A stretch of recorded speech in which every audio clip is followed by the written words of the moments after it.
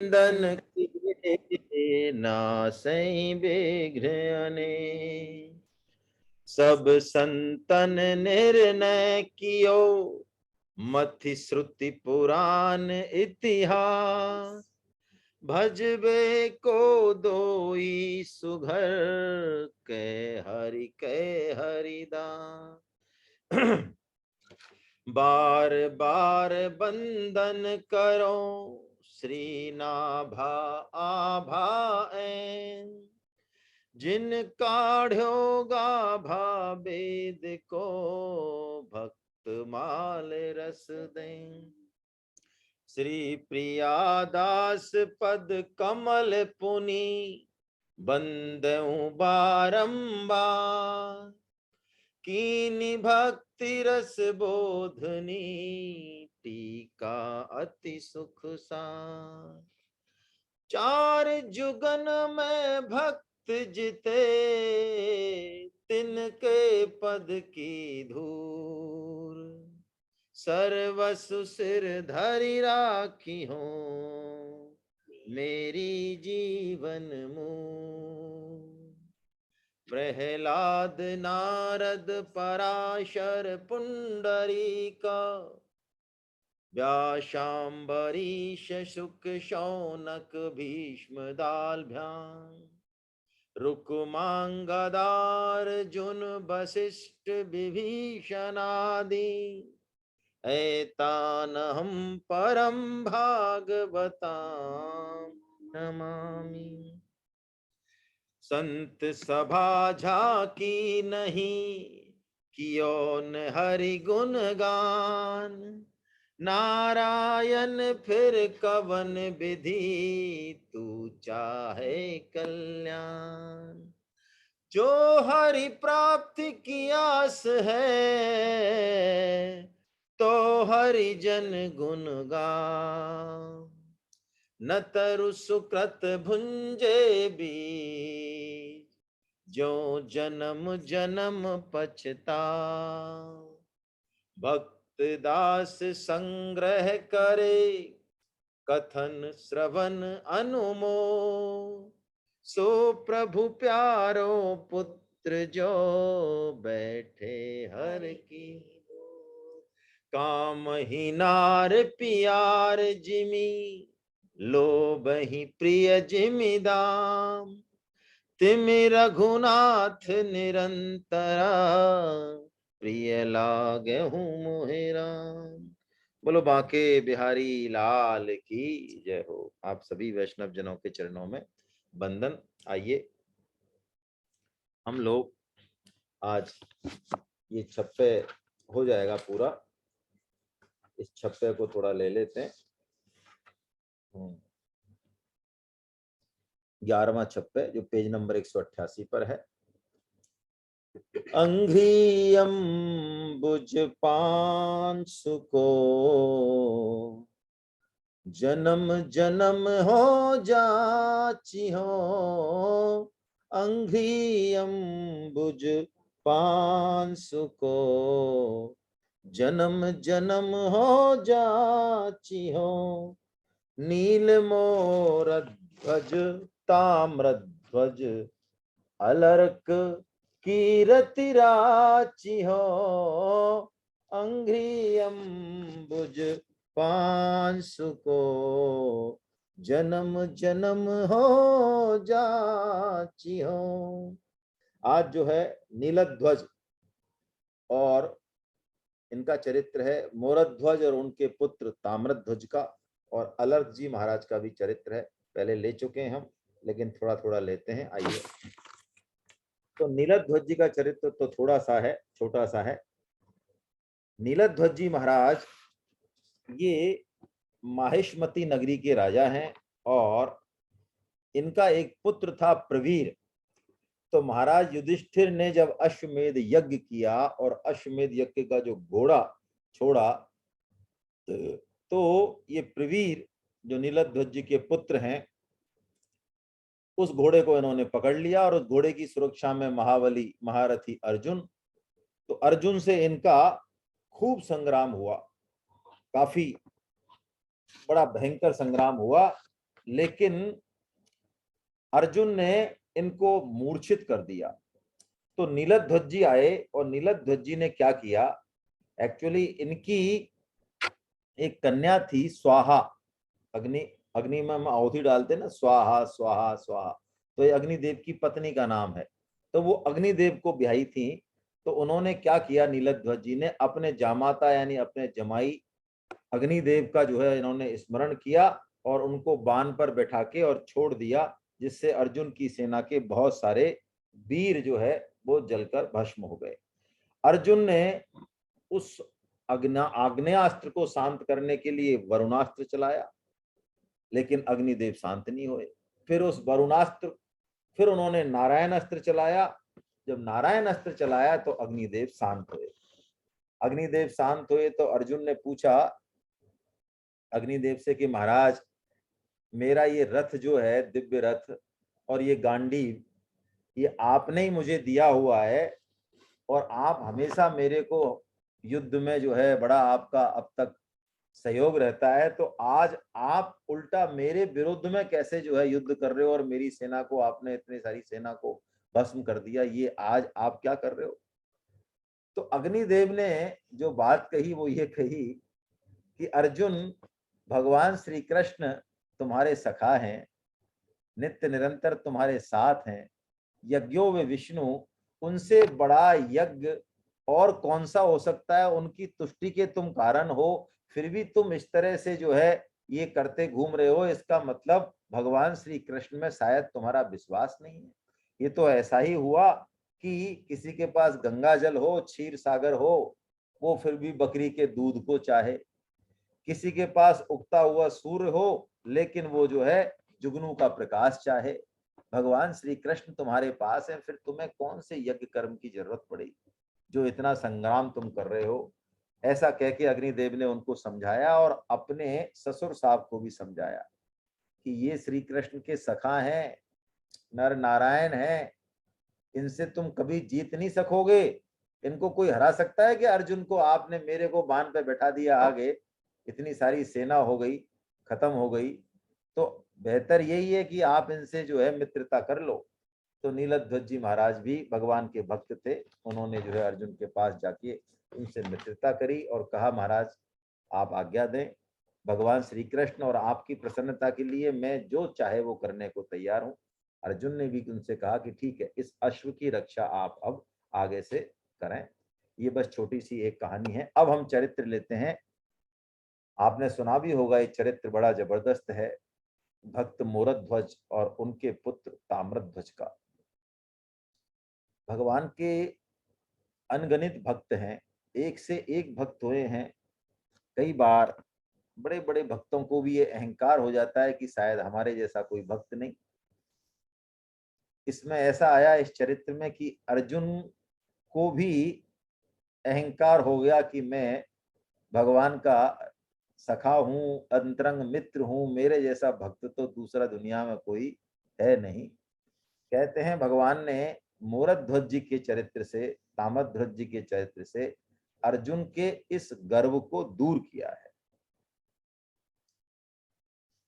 ये जो मोरध्वज जी महाराज हैं, मयूरध्वज कहते हैं, मोरध्वज कहते हैं, ये इतने धर्मात्मा और भगवान के भक्त हुए हैं कि कहते हैं इनके राज में चांडाल, अंत्यज, शूद्र सब जो है वो वैष्णव वाना धारण करते थे, शंख चक्र आदि की मोहर रखते थे, मतलब जाति पाति के आधार पर, क्योंकि सब वैष्णव भक्त थे। देखिए ये जाति पाति का जो भेदभाव है ये व्यवहार के लिए है। गीता में भी इस बात में बहुत अच्छे से आया है कि जैसे चंदन की लकड़ी, नीम की लकड़ी, सागवान की लकड़ी, इन लकड़ी में भेद तो है, इसमें कोई दो राय नहीं। जहां पर पीपल की चाहिए वहां पीपल की चाहिए, लेकिन जब ये लकड़ी भस्म बन जाती हैं, जल जाती हैं, तब उसके बाद फिर उनमें कोई भेद नहीं रहता। ऐसे ही ये शरीर जिस वर्णाश्रम को लेकर पैदा हुआ है, उस वर्णाश्रम का पालन तो हमको करना ही चाहिए। वो भेद रहेगा, स्त्री पुरुष में भेद रहेगा, व्यवहार में, भावों में, सब में, लेकिन जो हमारा स्वरूप है, आत्म स्वरूप है, वो सबका एक है, वो वर्णाश्रम से परे है। उस आत्म स्वरूप को लेके, उस परम धर्म को लेके हमारे यहाँ किसी तरह का कोई भेदभाव नहीं है। ये बात बहुत स्पष्ट रूप से हमको समझ लेनी चाहिए और भगवान के विभिन्न विभिन्न चरित्रों में इस बात की बहुत जोर से पुष्टि भी होती रहती है। सबरी जी जिसको अंत्यज मानते थे, बताइए, भगवान स्वयं श्री राम उनसे मिलने जाते हैं तो सबरी तो खुद ही कहती हैं, उनके चरण भी नहीं छूती हैं कि अधम ते अधम अधम अति नारी हैं और तिन महू में मति मंद अगारी। प्रभु जी, मैं तो पहले तो स्त्री स्त्री स्त्री श्रेणी में हो गई, स्त्रियों में भी फिर मैं और अधम हो गई, जाति से भी, और वैसे भी मैं बिल्कुल हूं, है। तो भगवान श्री राम अपने हृदय की करुणा का द्वार खोलते हैं सबरी माता के लिए। कह रघुपति सुन भामिनी बाता, मानो एक भगति कर नाता। वो कहते हैं, अरे मैं एक भक्ति का ही नाता मानता हूं, जात पात पूछे नहीं कोई, और हरि को भजे सो हरि को होई। और भगवान बहुत स्पष्ट शब्दों में कहते हैं कि भक्ति से हीन तो कोई ब्रंच भी हो, यानी ब्रह्मा जी हो जिसकी मुख से चारों वेद निकलते हो, वो भी मुझे सामान्य मनुष्य से ज्यादा प्रिय नहीं है। लेकिन भक्ति वाला कोई शूद्र भी हो, चांडाल भी हो, वो मेरे प्राणों से बड़ा प्रिय है, ऐसा भगवान ने जो है कहा है। तो ये मोरध्वज जी महाराज ऐसे भगवान के भक्त हैं। कहते हैं भगवान का सुदर्शन चक्र जो है वो इनकी रक्षा में हमेशा तैनात रहता था। तो एक बार ऐसा हुआ कि यमदूत आए इनके किसी को लेने, तो सुदर्शन चक्र ने उन यमदूतों को मार पीट के भगा दिया। यमदूतों ने यमराज से शिकायत करी कि महाराज ये क्या चक्कर है, आपका वारंट लेके हम जाते हैं, आपका वारंट कहीं फेल नहीं होता, ये इसमें कैसे फेल हो गया मोरध्वज जी के राज में। तो उन्होंने भगवान श्री कृष्ण से कहा कि महाराज ये क्या चक्कर है। तो उन्होंने कहा भाई देखो, भगवान ने कहा वहां पर एक से एक भक्त है उस मोरध्वज जी के राज में, तो आप उन जैसा कोई राजा नहीं है, आप चाहो तो हम लोग भले चल चलेंगे। तो कहते हैं यमराज तो सिंह बने और भगवान श्री कृष्ण साधु बन के उनकी परीक्षा लेने जाते हैं, है ना। और इससे पहले एक छोटी सी घटना और होती है कि युधिष्ठिर का जो अश्वमेध यज्ञ है उसका घोड़ा भी छोड़ा हुआ था, और खुद मोरध्वज जी भी ये भी अश्वमेध यज्ञ कर रहे थे नर्मदा नदी के तट पर, तो इनका घोड़ा भी चला हुआ था। तो ये दोनों घोड़ों की मिलान हो गई मणिपुर में, मणिपुर राज्य में दोनों घोड़ों का मिलान हो गया। तो अर्जुन के मन में अपनी वीरता को लेके कुछ अभिमान तो था ही, भगवान को कुछ लीला दिखानी थी इस चरित्र के माध्यम से। तो ऐसा हुआ कि राजा मोरध्वज के जो पुत्र थे, कौन, ताम्रध्वज जी, उन्होंने अर्जुन से युद्ध किया, भगवान श्री कृष्ण भी थे, और ऐसी लीला हुई अद्भुत, बहुत दिन तक 7 दिन तक युद्ध चला। लेकिन ताम्रध्वज जी को भगवान श्री कृष्ण का ही बल था, श्री कृष्ण के बल पर उन्होंने अर्जुन को और भगवान श्री कृष्ण को दोनों को हरा दिया, और घोड़े को लेके और चले आया यश में। भक्त से हारने में भगवान को बड़ा आनंद आता है, ये बातें गणित से नहीं बैठती। पोता जो है, पोते से जब दादा हारता है तो हारने में जो दादाजी को खुशी होती है वो दादाजी से बेहतर तो कौन जानता है। तो ऐसे ही भगवान भी भक्तों से हारते हैं कई बार। तो ताम्रध्वज से भगवान श्री कृष्ण भी हार गए और अर्जुन भी हार गए, दोनों मूर्छित हो गए, दोनों मूर्छित हो गए। और वो घोड़े को लेके ताम्रध्वज जी चले गए, अपने पिता के पास गए छाती चौड़ा करके कि पिताजी, हाँ आ गए हम। कि कैसे? कि दोनों मिले वहां पे, भगवान श्री कृष्ण और अर्जुन, हम हराया है दोनों को और ले आए घोड़ा, उनका भी घोड़ा पकड़ लाए और अपना घोड़ा भी ले आए। तो मोरध्वज जी ने कहा कि तुम महामूर्ख हो, तुम मेरे पुत्र नहीं हो, तुम मेरे शत्रु हो। उन्होंने कहा महाराज मैंने ऐसा क्या कर दिया?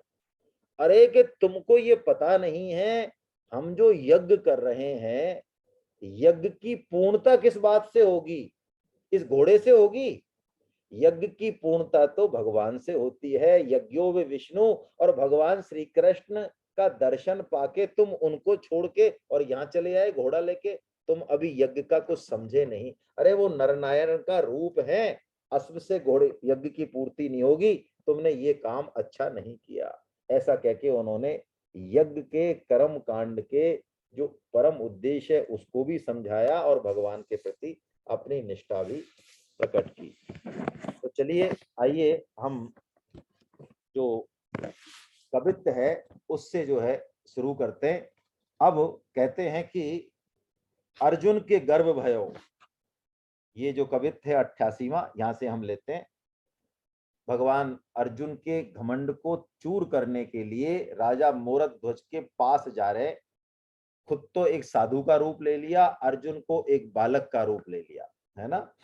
और यमराज जी तो सिंह के रूप में, लेकिन यहाँ नहीं आए, वो तो अलग हैं। चलिए हम पढ़ते हैं कवित्व को, इसके साथ साथ थोड़ा सा समझेंगे। अर्जुन के गर्भ भयो, कृष्ण प्रभु जान लियो, दियो रस भारी, यही रोग यो मिटाइए। दियो रस भारी, भगवान श्री कृष्ण कह रहे हैं कि मैंने इसको सख्य रस दिया, अरे सखा बनाया अपना, उसके बाद भी इसके मन में अभिमान जग गया। तो ये तो अभिमान का अंकुर तो भगवान अपने भक्तों के हृदय में रहने नहीं देते। जो भगवान के आश्रित भक्त हैं, यदि उनके अभिमान भी हो जाए तो उसको मिटाने की जिम्मेदारी भी भगवान की होती है। तुलसीदास जी कहते हैं ना, जन अब गुण प्रभु मान न काऊ, दीन बंधु अति मृदुल स्वभाव, सुनहु राम कर सहज स्वभाव, जन अभिमान न राखहि काऊ। भगवान का नाम है ये, अभिमान नहीं रहने देते हैं। गर्व प्रहारी भगवान का एक, गर्व प्रहारी भी भगवान श्री राम का नाम है। आपको शायद इसका पता हो कि नहीं हो।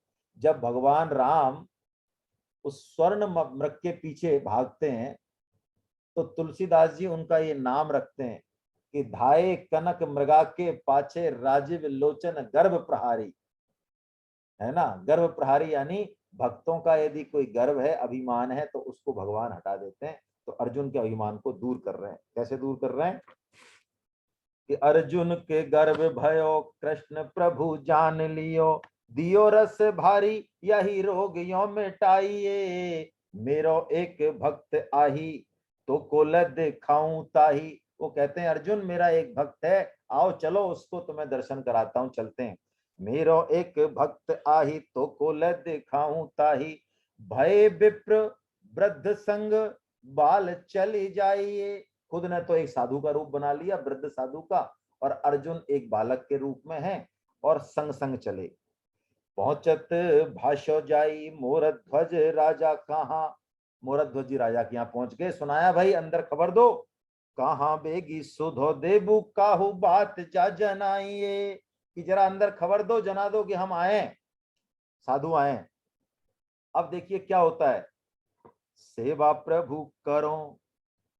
मोरध्वज जी भगवान श्री कृष्ण की सेवा में लगे हुए हैं। सेवा प्रभु करो, न रहो पांव धरो।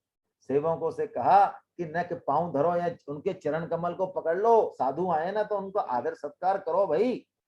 सेवा प्रभु करो, मैं तो सेवा कर रहा हूं प्रभु की। न रहो पांव धरो, जाए कहो तुम बैठो, थोड़ी देर कहो उनको बैठो, हम सेवा कर रहे हैं।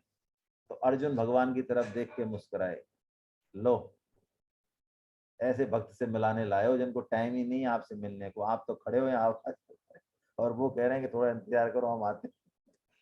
जाए कहो तुम बैठो, कहीं आग सी लगाइए। अब भगवान श्री कृष्ण को गुस्सा आ गया, उन्होंने कहा कमाल है, हम साधु बन के यहाँ खड़े हैं और राजा को हमसे मिलने का टाइम नहीं है, ठीक है हम जाते हैं। चले अन्न खाए पाए गही पट अटकाए, और तुरंत उनके सेवकों ने हाथ जोड़ के कहा महाराज हम अभी राजा को बुला के लाते। चले अन्न खाए, गुस्से से चलने लग गए वो तो, अन्न खाए यानी गुस्से से। चले अन्न खाए पाए गही अटकाए जाए, नृप को सुनाए तत्काल दौड़े आए हैं। राजा आए और आके उनके चरणों में पड़ गए, महाराज आप कहाँ जा रहे हैं? अरे मेरी सेवा पूजा का, भगवंत पूजा का यही तो फल है कि आप जैसे संतों के दर्शन हो जाए। देखो भरद्वाज जी महाराज कैसी बढ़िया बात कहते हैं रामायण में, बड़े गहरी बात है कि पहले भगवान श्री राम भरद्वाज जी के आश्रम में जाते हैं, उनका संग करते हैं। अब कोई पूछे कि भगवान श्री राम के दर्शन हो गए, उनका संग हो गया, अब इससे ऊपर भी कोई बात है क्या? कोई बचा है क्या? भगवान के दर्शन हो जाए, उनका संग हो जाए, उनसे संभाषण हो जाए, क्या इससे भी ऊपर कोई बात हो सकती है?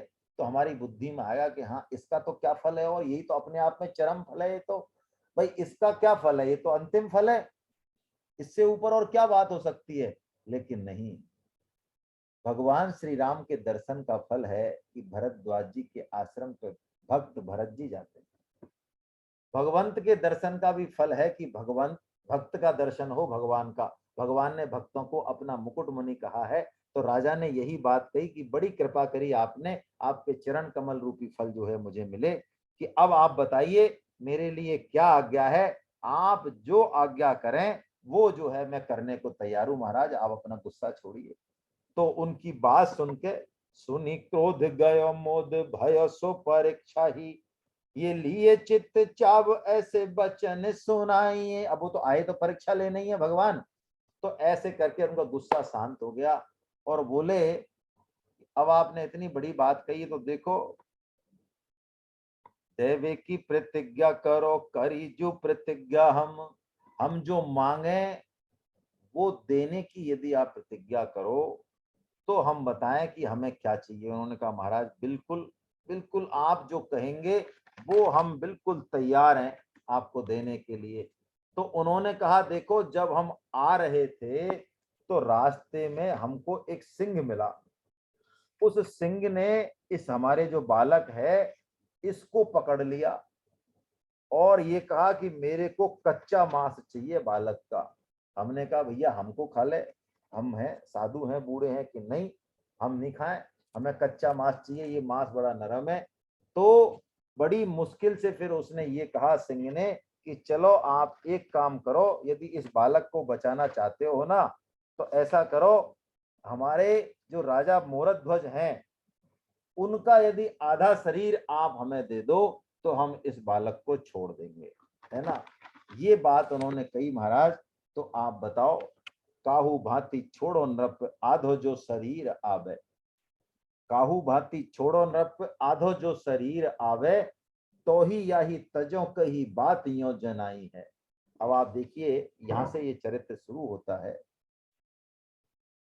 जैसे ये बात सुनी महाराजा प्रसन्न हो गए कि बिल्कुल कोई दिक्कत नहीं है, मेरा शरीर किसी के काम आ जाए और साधु संतों के काम आ जाए, इससे बढ़िया क्या बात है, आप आधा शरीर मेरा ले लीजिए। लेकिन उन्होंने कहा महाराज आपका आधा शरीर लेते समय यदि कहीं से भी आपके मन में कोई दुख हुआ, पीड़ा हुई, तो ये आधा शरीर फिर हम नहीं लेंगे, फिर ये दूषित हो जाएगा।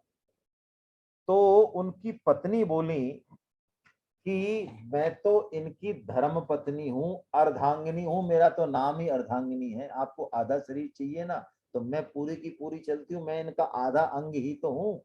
देव पितर अरु अतिथि का पूजन अरु सत्कार, ताके आधे पुण्य में पति व्रता अधिकारी, शास्त्र वचन है?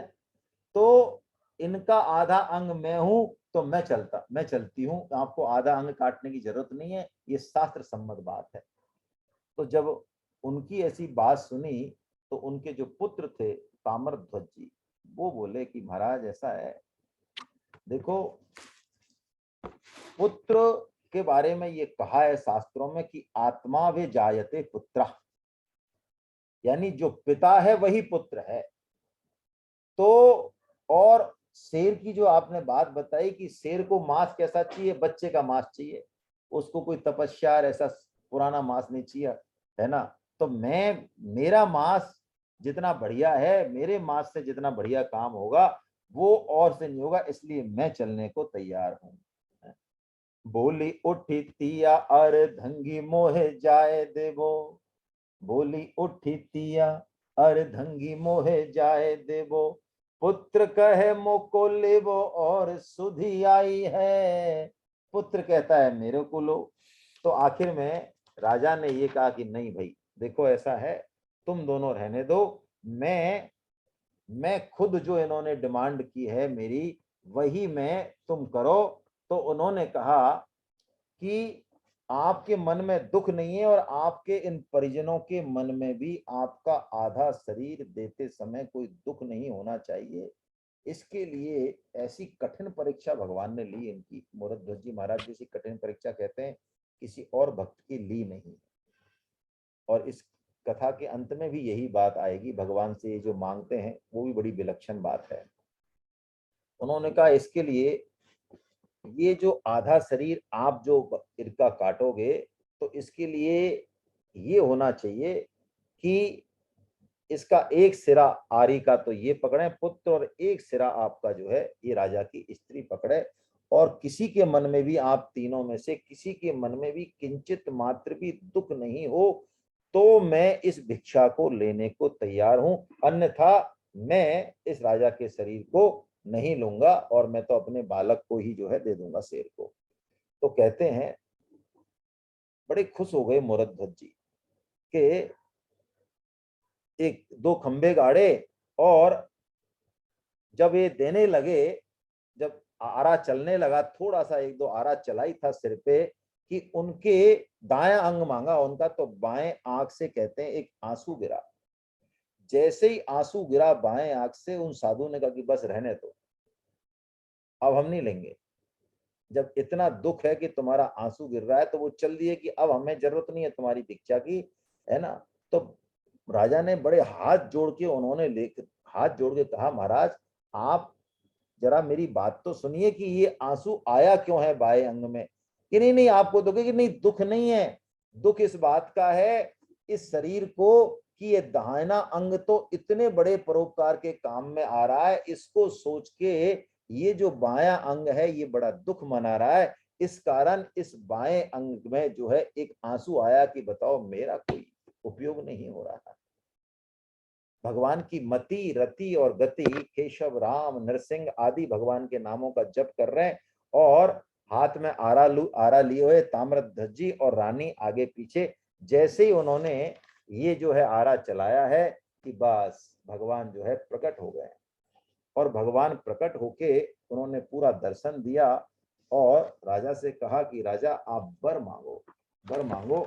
आज तुमने जैसी परीक्षा दी है वैसी परीक्षा तो आज तक जो है मेरे को मानो तुमने खरीद ही लिया है। तो राजा का दैन्य देखिए आप, भगवान कह रहे हैं वर मांगो, और भगवान कह रहे हैं कि मैं कोटि कोटि वर भी तुमको दे दूं। भगवान जो कह रहे हैं मोपे तो दियो न जाए निकट रिझाए लियो, तऊ रिझी दिए बिना मेरे ही ये साल है। कि मैं कुछ भी दे दूं आपको करोड़ों वरदान, तब भी तुम्हारे ऋण से मुक्त नहीं हो सकता, बिना दिए मेरे मन में दुख रहेगा। इसलिए आपसे मैं कह रहा हूं मांगो बर कोटि चोट बदलो न चूकत है, सुखत है मुख सुधि आए वही हाल है। भगवान श्री कृष्ण कह रहे हैं कि मेरे मन में जब आपके इस भाव को देख के, तो मैं करोड़ों वरदान भी दूं, तब भी जो है मैं आपका बदला नहीं चुका सकता। तो क्या कहते हैं मोरध्वज जी महाराज, वो वरदान नहीं मांगते हैं, वो कहते हैं प्रभु आप मेरे को एक दान दे दीजिए, भिक्षा मांग रहे हैं, कैसा दैन है। भगवान कह रहे हैं वरदान मांगो, वो कह रहे हैं मुझे भिक्षा दे दें, आप एक दान दे दें यदि आप प्रसन्न है तो। एक मोको दीजे दान दियो जू बखानो बेगी। क्या दान मांगा कि साधु पे परीक्षा जनी करो कली काल है। कि प्रभु आगे आने वाला जो समय है वो कली काल है, वो ऐसा कली काल है कि उसमें व्यक्ति अपनी क्षुधा वेदना को, अरे अपनी भूख को सहने में ही असमर्थ है। यदि दो रोटी कम मिले तो कहते हैं ना चार अवेरी चार सवेरी इतनी दे गोपाला, और इतने में से एक कम मिले तो ले ले कंठी माला। इसलिए बेगी साधु पे परीक्षा जनी करो कली काल है। मेरी आपसे हाथ जोड़ के विनती है कि कली काल में आप किसी भक्त की परीक्षा लेना मत। अभी तो ले ली आपने इस युग में, तो लेकिन कली काल में भक्तों की परीक्षा आप मत लेना। बस मेरा तो आपसे यही कहना है। भगवान मानो रीझ गए इस भाव पर, मूरध्वज जी के भाव पर इतने रीझ गए भगवान, जैसे कि गोपियों पे रीझे थे। गोपियों से भगवान ने यही बात कही कि गोपियों, मैं कुछ भी करूं, कुछ भी जन्म ले लूं, लेकिन मैं तुम्हारे ऋण से मुक्त नहीं हो सकता। मेरे को जो तुमने दिया है, तुम्हारा जो प्रेम है मेरे प्रति, उससे मैं कभी मुक्त नहीं हो सकता। हाँ, तुम मुझे अपने आप मुक्त करो ऋण से, तो वो अलग बात है। मैं कोई काम करके और मुक्त हो जाऊं, ऐसा मेरा भाव जो है वो नहीं है। ऐसा मेरा भाव नहीं है। भगवान श्री कृष्ण कहते हैं, मोरध्वज जी के जो अश्वमेध यज्ञ था, उसमें उन्होंने कहा कि महाराज, अब आप एक काम मेरे करिए, मैं आपके उसमें यज्ञ में कर्मचारी की भांति, जैसे नौकर काम नहीं करते, ऐसे मैं काम करना चाहता हूँ आपके। जैसे भगवान ने युधिष्ठिर की यज्ञ में पत्तल उठाई ना, ऐसे मैं आपके यज्ञ में काम करना चाहता हूँ। क्यों करना चाहते हैं? भगवान ने 3 तर्क दिए कि देखो, एक तो मैं आप भक्तों के पराधीन हूं, तो मैं आपके अधीन हूं, आपने तो मुझे रिझाई लिया है। दूसरा, आपके पुत्र ने मुझे संग्राम भूमि में जीत लिया है। और आपकी इस निष्ठा ने कि आपने आधा शरीर, देह प्राण ते प्रिय कछु नाही, आधा शरीर हंसते हंसते पर हित के लिए आपने दे दिया। आपकी इस निष्ठा ने तो मुझे खरीद लिया है। ऐसा भगवान ने कहा कि मैं आपके इस यज्ञ में जो है कर्मचारी की भांति करना चाहता हूँ, है। तो फिर मोरध्वज जी महाराज ने कहा कि आपको पाकर अब किसी यज्ञ की जरूरत नहीं है मेरे को करने की। अरे, यज्ञ के अंतिम से अंतिम फल तो आप हैं। कोई गंगा किनारे रहे और फिर ताल तलैये का सहारा ले, गंगा तो बह रही है सामने, और तालाब में कहीं तलैया में स्नान करने जाए और चुल्लू भर पानी में, ऐसा मूर्ख कौन होगा। मुझे कोई यज्ञ वज्ञ नहीं करना, बस आप तो मेरे ऊपर अपनी कृपा जो है बनाए रखें। भगवान की ऐसी भक्तों पे करुणा, तुलसीदास जी कहते हैं, बिनु सेवा जो द्रबई दीन पर, राम सरस को नाही, ऐसो को उदार जग माही, ऐसो को उदार जग माही। अरे, भगवान के समान कौन उदार हो सकता है। जो बंदर भालू, जिनको किसी तरह का, जो स्वभाव के बस में है, अधम नीच पशु पक्षी की योनि में है, उनके लिए तुलसीदास जी कहते हैं भगवान ने उनको अपने सिर पर बैठा के अपना सखा बना लिया। प्रभु तरु तर कपिडार पर, ते किए आप समान, तुलसी कहूं न राम से, साहिब सील निधान। उन बंदरों को, उन भालुओं को भगवान ने अपना सखा बनाया। और वो बंदर ऊपर बैठे हैं, उनकी पूंछ लटक रही है, हो सकता है कुछ जो है नित्य क्रियाएं भी कर रहे हैं, और भगवान श्री कृष्ण का दरबार नीचे चल रहा है, वो बंदर उछल कूद कर रहे हैं, लेकिन भगवान के प्रेम में, करुणा में कहीं कोई रिंची मात्र भी फर्क नहीं है। और भगवान जब एम बंदर भालुओं का परिचय जब कराते हैं वशिष्ठ जी से, अपने कुल गुरु से, तो कैसे परिचय कराते हैं, तुलसीदास जी बताते हैं कि ऐ सब सखा सुनहु मुनि मेरे, भय समर सागर कहूं बेरे। क्या कह रहे हैं भगवान?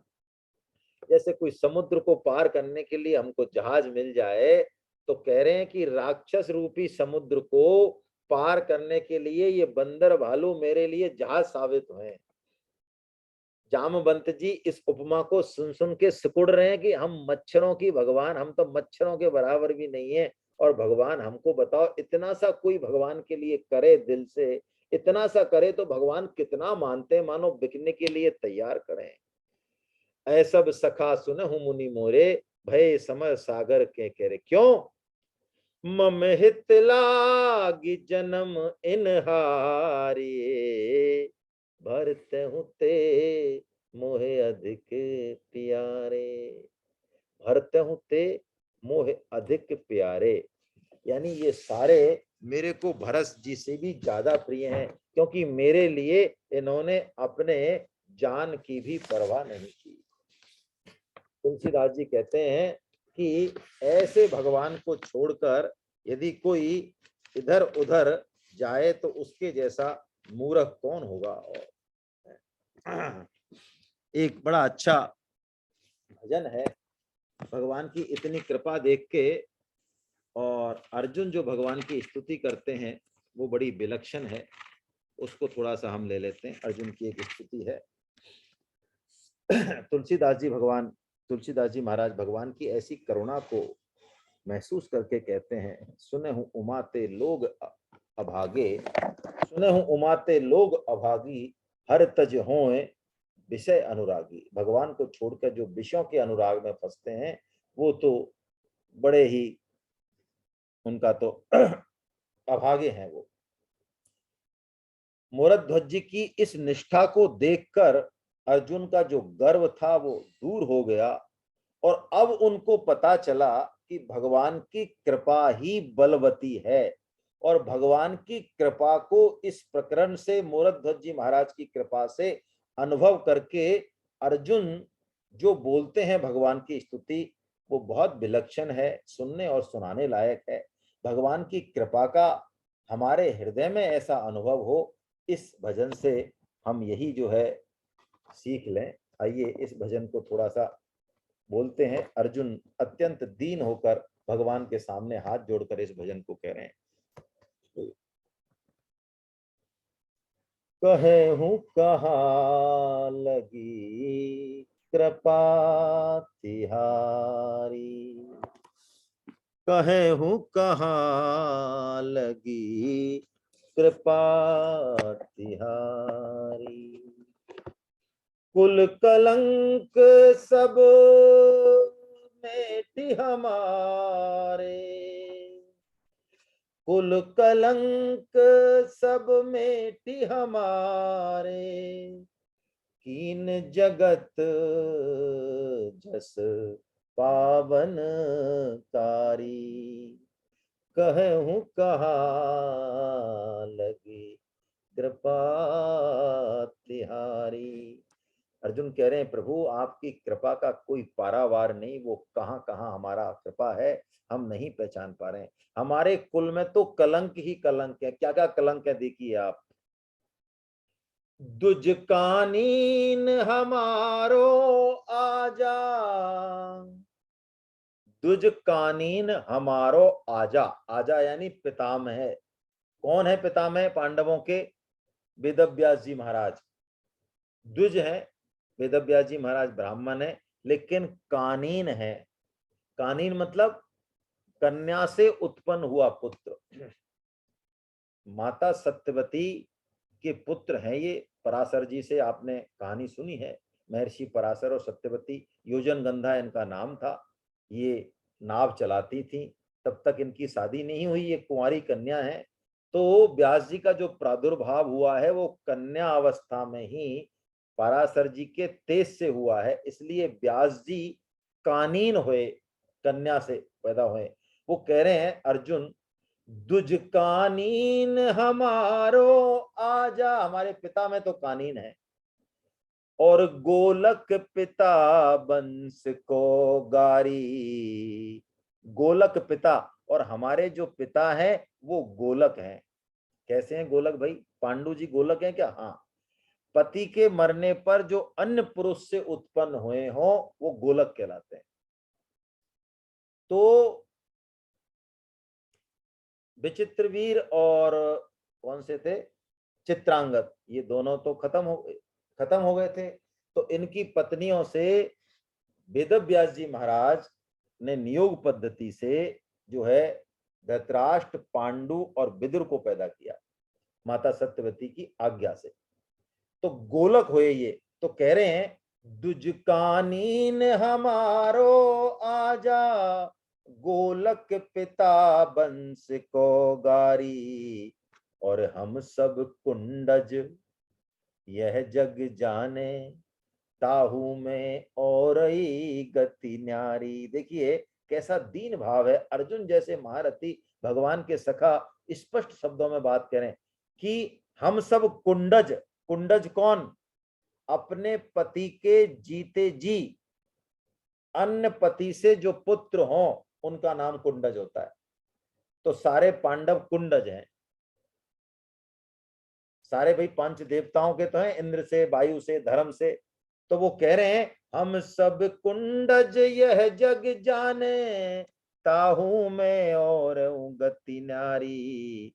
और महाकष्ट करी ध्याहि कीनो, है गई तिया पंच भर तारी।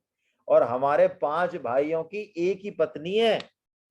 बताओ, ये भी कोई सामान्य बात नहीं है, ये भी असामान्य बात है।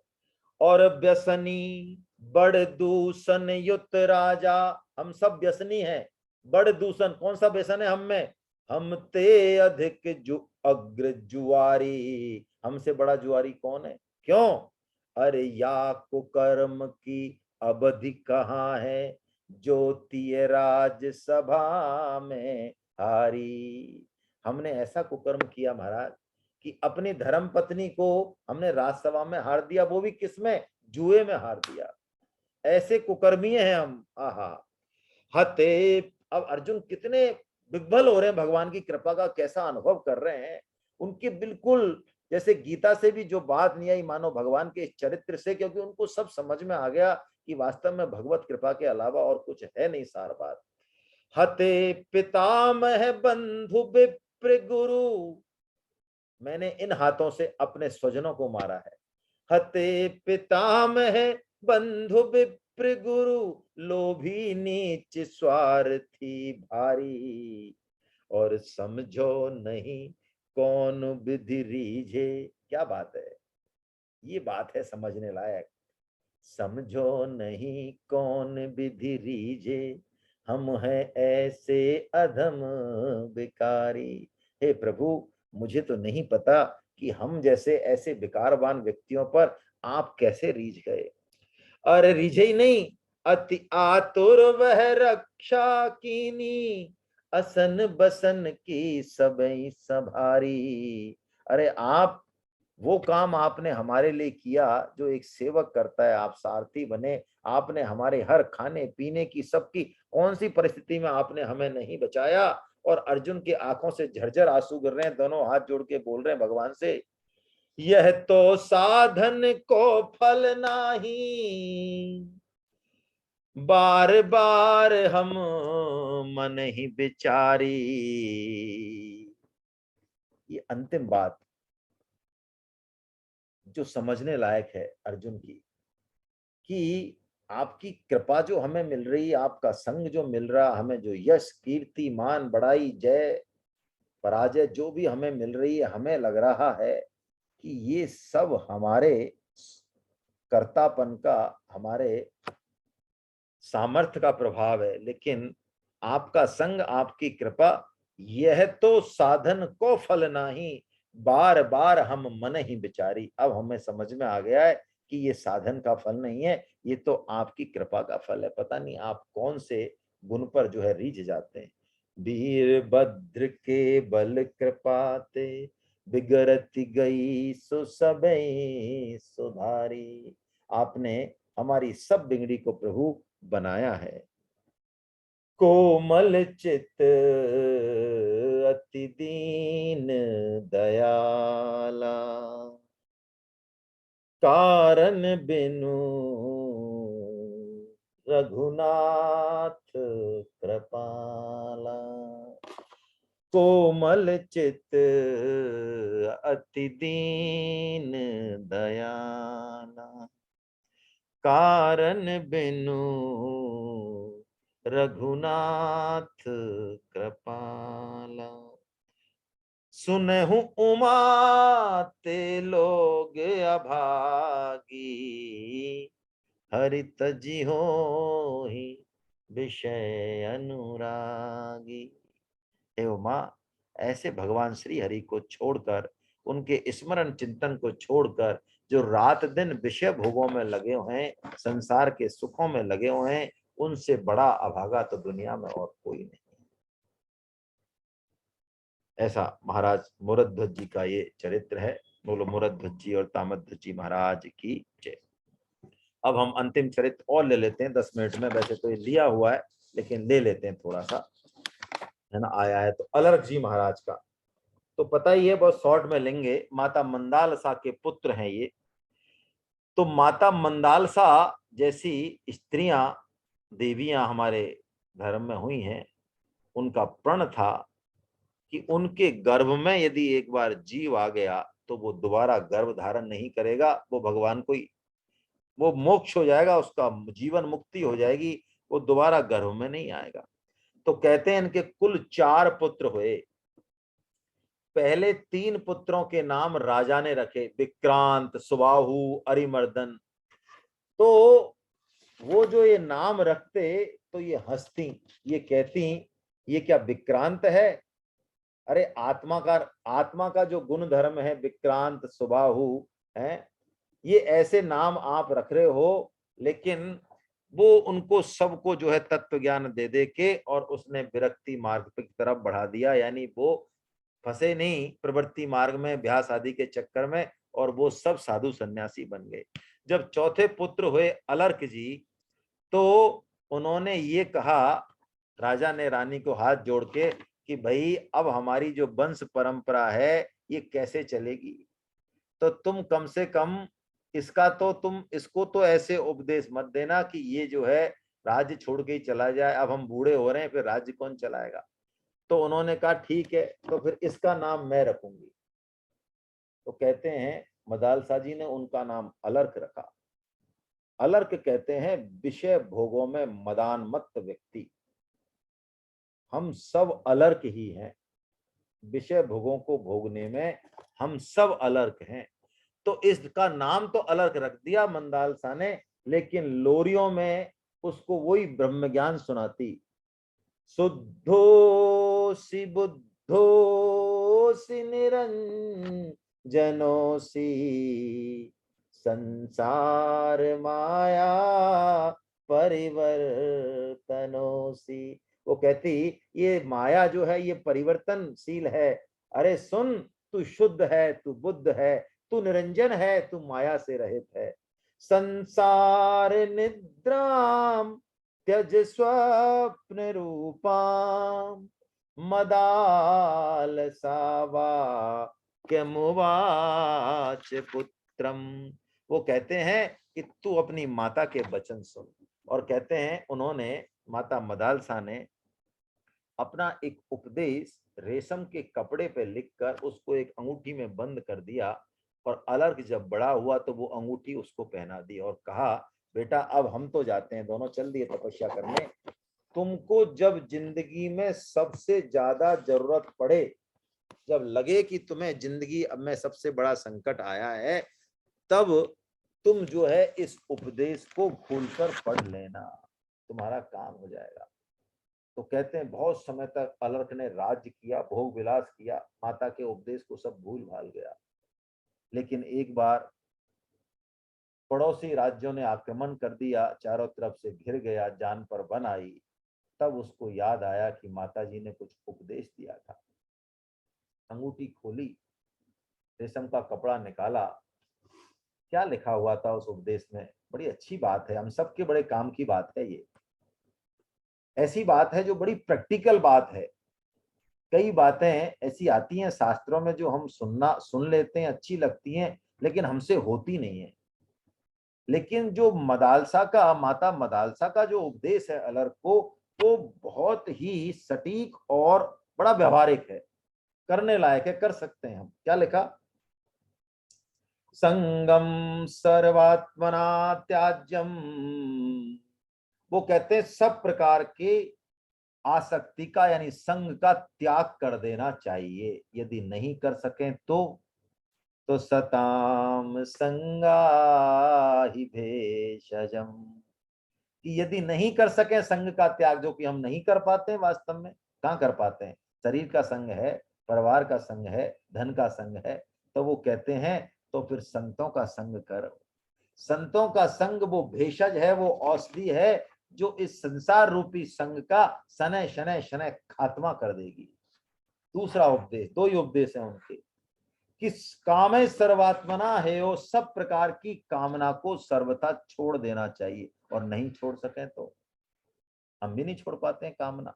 तो उन्होंने कहा तो फिर मुमुक्षु यानी मोक्ष की इच्छा की कामना अवश्य करनी चाहिए, क्योंकि यदि मुमुक्षा होगी तो मुमुक्षा जो है धीरे धीरे समस्त कामनाओं को नष्ट कर देगी।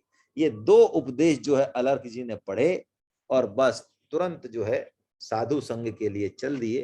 कहते हैं दत्तात्रेय जी महाराज इनको मिले, गुरु बनाया उनको, और उनसे उपदेश पाके जो है ये अपने जीवन के परम लक्ष्य को इन्होंने बड़ी सहजता से प्राप्त किया। बोलो माता मंदालसा और अलर्क महाराज की जय। हरे कृष्णा हरे कृष्णा हरे कृष्णा हरे कृष्णा। किसी के मन में कोई प्रश्न हो, कुछ कहना चाहें तो बताएं।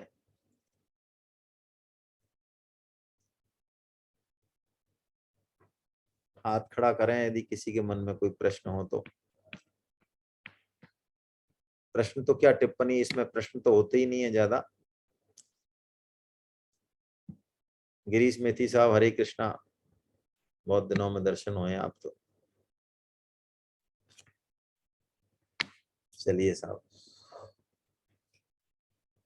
गोविंद जय जय गोपाल जय जय, गोविंद जय जय गोपाल जय जय, राधा रमण हरि गोविंद जय जय, राधा रमण हरि गोविंद जय जय, गोविंद जय जय गोपाल जय जय, गोविंद जय जय गोपाल जय जय, राधा रमन हरि गोविंद जय जय, राधा रमण हरि गोविंद जय जय, राधा रमन हरि गोविंद जय जय। राधा रमण हरि गोविंद जय जय, नाम संकीर्तनम यस्य नाम संकीर्तनं यस्य सर्व पाप प्रणाशनम, सर्व पाप प्रणाशिनं, प्रणामो दुःख समनस्तं नमामि हरिं परम। प्रणामो दुःख समनस्तं नमामि हरिं परम्। बोलो वृंदावन बिहारी लाल की जय, बोलो बांके बिहारी लाल की, जय बोलो राधा गोविंद देव सरकार की, जय अर्जुन के सखा भगवान श्री कृष्ण की, जय मीरा के गिरधर नागर की, जय सूर के घनश्याम की, जय वृषभानु सुता राधा रानी की, जय मर्यादा पुरुषोत्तम भगवान श्री राम की, जय जानकी माता की, जय गौ माता की, जय धरती माता की, जय साधक संजीवनी की, जय श्रीमद् भागवत महापुराण की, जय श्री श्री भक्तमाल की, जय सब संतों की, जय सब भक्तों की, जय अनंत कोटि वैष्णव वृंद की, जय। आज के आनंद की जय हो। हरि बोल हरि बोल हरि बोल। एक सूचना थी, जगन्नाथपुरी में सेमिनार हो रही है 26, 27, 28 अगस्त। आपके पास मैसेज आ जाएगा वैसे तो। जो चलना चाहें, कुछ लोगों ने इच्छा जाहिर की है, और घूमना भी चाहें वहां, तो घूमना चाहें वो 23 अगस्त तक पहुंच जाएं। वहां पे 2 दिन लगेंगे घूमने में, रहने खाने का सारा इंतजाम वो कर रहे हैं, है ना, बड़ा अच्छा उनका भाव है। तो यदि कोई घूमना चाहे तो 23 तारीख को पहुंच जाए, 24, 25 घूमेंगे कोणार्क मंदिर और सारा जो है, सारा कुछ आसपास के जो भी क्षेत्र हैं, और 26, 27, 28 से 3 दिन की सेमिनार होगी। चलिए देख लेना आप जैसा भाव है। हरे कृष्णा हरे कृष्णा। आप सबको बंदन। कल हम फिर मिलते हैं। हरे कृष्णा हरे कृष्णा हरे कृष्णा।